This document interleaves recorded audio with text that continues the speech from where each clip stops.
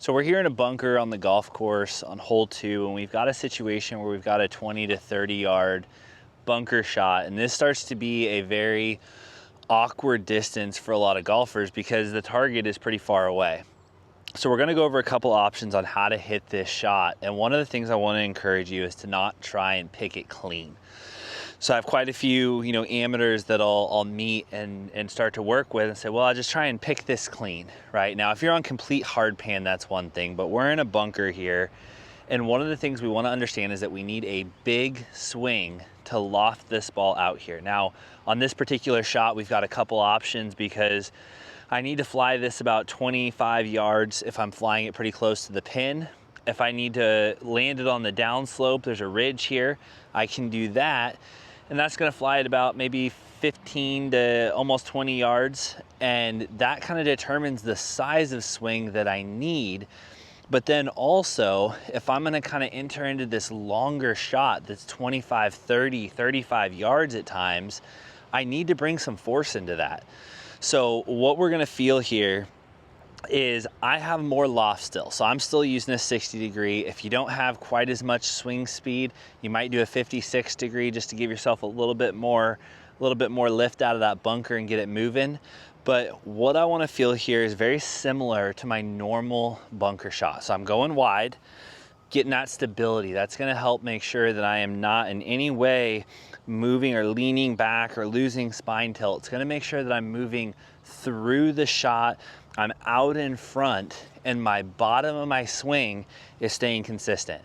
When I hit this shot, what I want to feel is that I'm taking the club as I come back fairly upright. It's not real low and around myself. It's not straight up and steep, but it is going to be pretty upright and around as I go back and through towards the pin. So I want to feel, again, I'm here, and then the club works up and more down for a nice downward strike.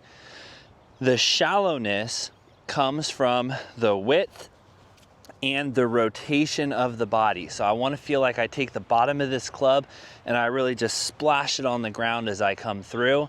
But whatever you do, I do not want you to lean back and try and lift this shot. For this one though, what we're gonna do, I'm gonna keep my higher loft and I'm gonna put my ball position a little bit more in the middle of my stance.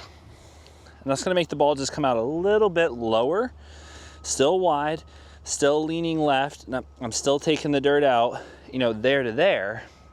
But one of the keys is when I hit this sand, I'm going towards the target. Now, in order to not fly it quite as far, I'm just gonna take a little bit smaller swing. Okay, so I'm gonna get set up here. I'm gonna lean left, got my posture where I like it, nice and stable. So now that ball's gonna come out a little bit lower, and we're gonna see that ball roll up to the pin. I simply change that by just moving my ball position more to the middle, but the fundamentals of how I move and hit this shot don't change.